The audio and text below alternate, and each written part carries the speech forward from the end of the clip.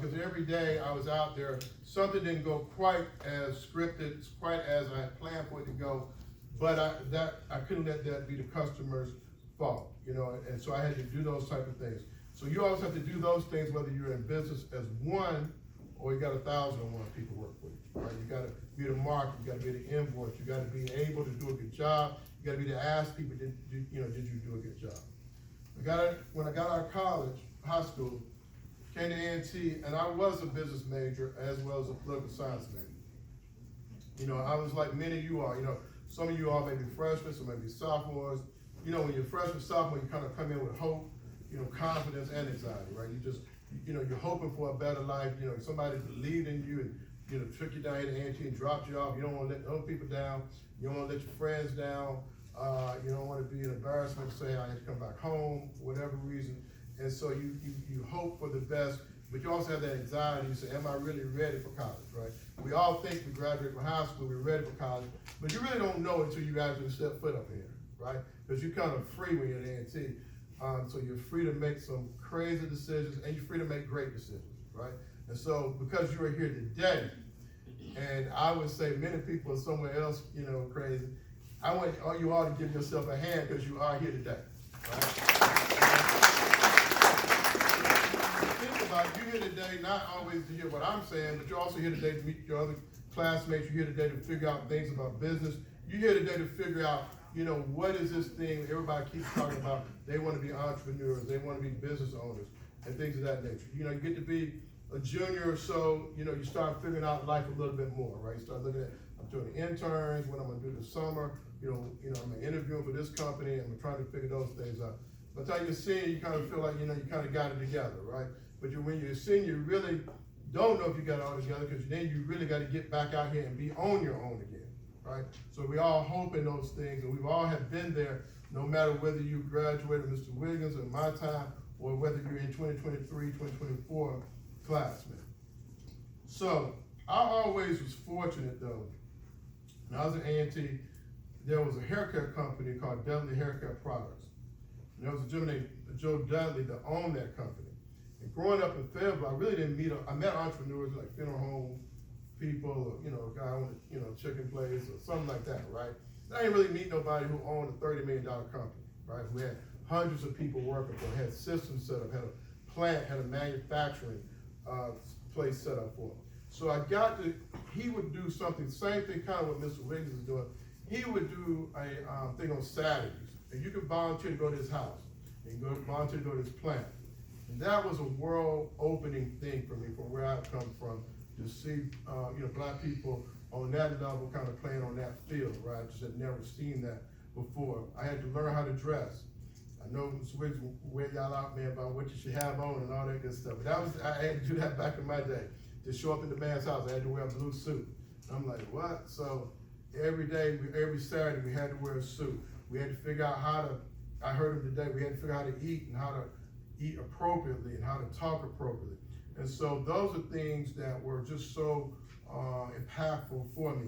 And so all my life, I've had a mentor, and of somebody. It might not be that same mentor, but somebody had a mentor. So I'm gonna ask three people in here. There's three people here have a mentor. If you have a mentor. All right, so in the blue, who's your mentor? Her name is Tamika Johnson. Tamika Johnson. Why is she your mentor? She's my mentor for real estate. For real estate, okay. So she lives in your hometown? Yes. Okay, and you're from? Maryland. Maryland, okay, and you? I have a few, but Frankie Jones is one from Greensboro. Okay, as a minister? Oh, no. Okay. Lincoln Financial Vice President. Oh, yeah, okay. Okay, why is he your mentor?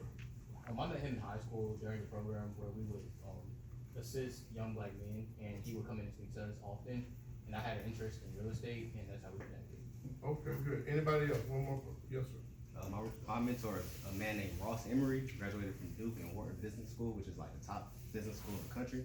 He's my mentor because he has a lot of the skills that I need right now that I haven't learned in the past. So he's helping me with that. Gotcha. So I would say, thank you all. I would say that everybody needs a mentor, right? It's just crazy, man. You just don't get through this life without having a mentor, right? Sometimes your mentor is just some superhuman person like LeBron or something like that. But sometimes just a regular person that can help you navigate where you need to be, right? But I have found that when people don't have mentors, there are times where they may make a mistake that they didn't have to make, right? And so as you continue to evolve in life, whether it's in business or corporations or going to grad school, always seek somebody out that you think has your best interest at heart and can really be able to talk to you about some good things. When I graduated from A&T, I moved on and got another mentor. I graduated from A&T, and at that time, I went to what I thought was the greatest city on earth, man. I took a job in Atlanta, Georgia. Anybody from DeKalb, Atlanta, College Park, all that? Anybody from down there? All right, right there in the back. I love it, right there, okay. So I lived in Atlanta. Atlanta taught me a lot of things. Again, I got to see black business owners at a level that I just had never seen before. I worked for a company called H.J. Russell Construction Company. I was looking online yesterday when I was going to get a speech. I said, I wonder, Mr. Russell passed away about 3 years ago. I wonder where they are business-wise. So they were doing about $178 million in business, right? So you think about it, not many companies can do $178 million in business. They own construction, they own airport stuff. When you flying out, you know, they own the restaurants and a lot of airports, and they do a lot of other things. And so Mr. Russell and his company, they taught me how you really could scale up a business. You hear people talking about how to take a business to the next level. I watched them scale a business up, buy properties and develop them, things of that nature. But I probably watched them, most of all, learn how to give back in a community, right? The word entrepreneur, I gotta look that word up, but you know, it means one thing. Sometimes it means flipping and selling businesses and joint venture and capital, you know, all this kind of stuff. But sometimes I say some people are business people and they are looking at the good of their entire community, right? So they're looking to say, okay, how can I help this school? How can I help this women's shelter? How can I help these students get to the next level, right? They're looking to try to make money, but they're also looking at how can I give back, right? And so when you're that level of a business owner, you're really at a level, I would say, is a level I aspire to be, right? So when they say I gave $1 million back, it was over time and we raised money, but we did it. When we say that we are taking our time out to drive from Charlotte to Greensboro, right? That's another way of taking time out, right? Because surely I got to drive back home, right? So I could have been home chilling somewhere, right? So it's all those things that we want to inspire others to be like us or to help others answer those questions, right? So as you move forward in life, you are probably already doing it. Always look to see how can I take care of myself, but then how can I reach out and grab somebody else, right? And help them along life's journey, right? Because all of you are super intelligent, amazing people.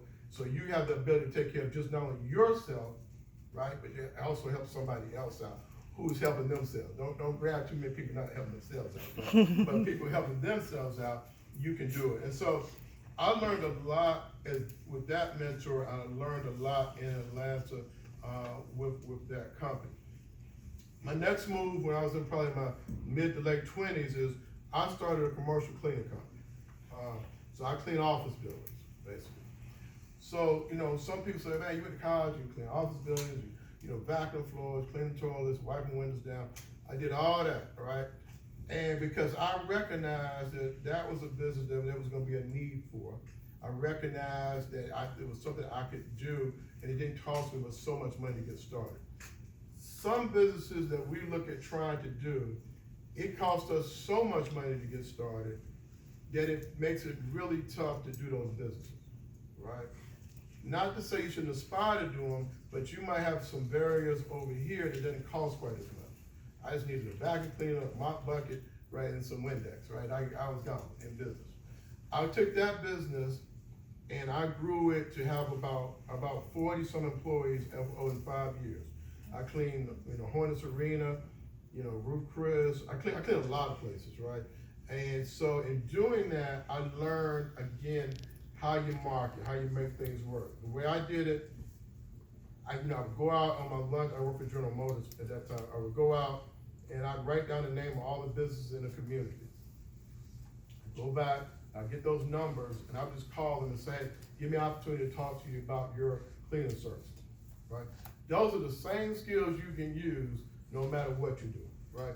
One thing about going out in business, that's a scary proposition for anybody, right? It's easy, it's a little easier to get a guaranteed check, but when you have to go out in business, you gotta, shake yourself, slap yourself around and say, I gotta walk through this door and win. If I don't win today, guess what? I don't eat, right? You heard that phrase, you eat all you kill. But in business, if you ain't really killing, you ain't really, eating and stuff, right? And so it is very scary some days being in business for yourself. And then you stack on employees, you gotta get enough business there to feed all those people, right? So it's a little bit more than just talking a good game. You have got to really be able to produce, right? And so